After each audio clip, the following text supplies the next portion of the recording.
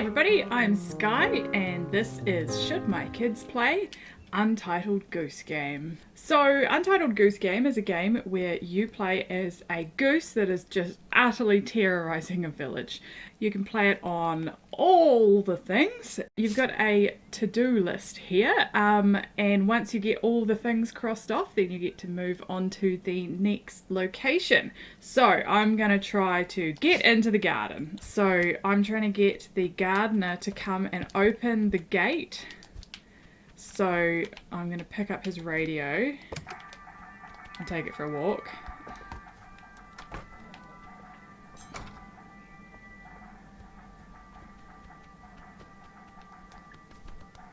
There we go. Get into the garden. So with the to-do list, you might notice it's all written in cursive, but you can change that in the options if you want to be able to read it a bit clearer. Yeah, you just go around and see what can you pick up, what can you do. The puzzles are generally steal something or make the person do something. In terms of whether it's easy enough for kids to play, I mean, all kids playing at different levels, but there is no easy version of this. This just is the game. So anyone playing it is playing it at the same difficulty level. The thing is though, there's no losing. If you don't manage to do a puzzle, generally what it is that the person catches you, takes the thing that you've been stealing or whatever, and puts it back. So then you just try again. So it's not like something where if you don't manage to do it in the first go, you've got to start right back from the start. So let's see what else is on the list. Get the groundskeeper wet. Make the groundskeeper wear his sun hat. Steal the groundskeeper's keys and have a picnic. There we go, I got his keys. So I mentioned before that you can play it on a PC or consoles. I find the PC controls a bit harder. That's not to say don't play it on a PC. For a lot of games, the controller can actually be a bit more intuitive. For kids. That can mean that they can get to the part of the game where they actually start having fun a bit quicker. You just get used to what makes you go forward, what makes you pick stuff up. It's quite similar over a lot of games. There are games where if you're playing with a mouse and keyboard, the controls are quite different. For instance, this one, you don't use keys to walk around, you click with the mouse to walk around. So if you have a PC and you are thinking that maybe a controller is a good idea, it's easier than you think. All of these types of controllers from consoles, Xbox, PlayStation, Nintendo, whatever, they work by Bluetooth. So if your computer has Bluetooth, you can actually just pick up a second-hand one of these or buy one new and connect it to your computer. If you're wanting a more just easy plug and play, this one here, it is called, it looks a lot like this one, but it's different. This is Xbox. This is called an 8-bit Do Ultimate. It is a controller that is made to work with PC. It just comes with a dongle itself. You just plug it in and it just works. I have put a link in the description so you can tell which is the one that I'm using. So there's two varieties of this. One that's set up like a Nintendo controller and one that is set up like an Xbox or PlayStation controller. I would recommend getting the one that is set up like an Xbox or PlayStation controller. More games are set up for that than the Nintendo one. And how to tell the difference is the A is on the bottom and the B is on the side, and the Nintendo one, it's swapped around.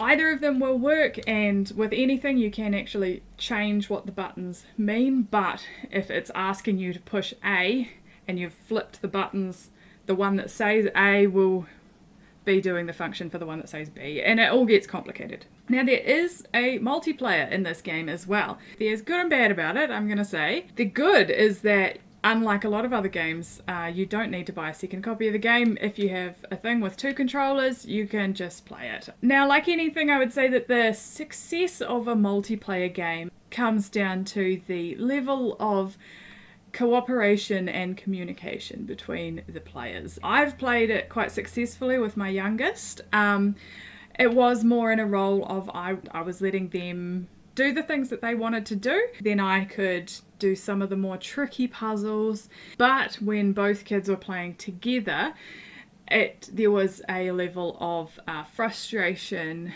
It's a puzzle game, so when you can't figure out the puzzle, it can get really frustrating. All the puzzles need a lot of cooperation. You need to be working towards the same goal. You can't be pulling in different directions. And then literally, because if one is on one side of the screen pulls on the other and you can't actually go where you want to go. So the multiplayer is there. You don't have to buy another copy of the game or anything like that. If you've got 2 controllers, you can play multiplayer.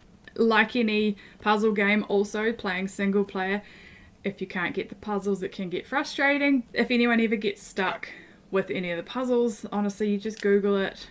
Someone will tell you how to do it. Which is not something that I could do when I was young. There was a game that I played and I got stuck on something and I never finished it. Not until I was an adult and the internet existed and I could figure out what I was supposed to try to do. So if I can make it to the lake, maybe I can make him follow me into the lake. Yes, got him wet. Awesome. Right, and so a new to-do list item has started. It is make the groundskeeper hammer his thumb. Some of this stuff feels a bit mean, but no, it's funny. It's funny, right? It's funny. Yeah. There we go. So I gave him a fright, he whacked his thumb, and now he's opened the gate. And he leaves the gate open, so once he gets out of the way, I can move on to the next level. So it is a relatively short game.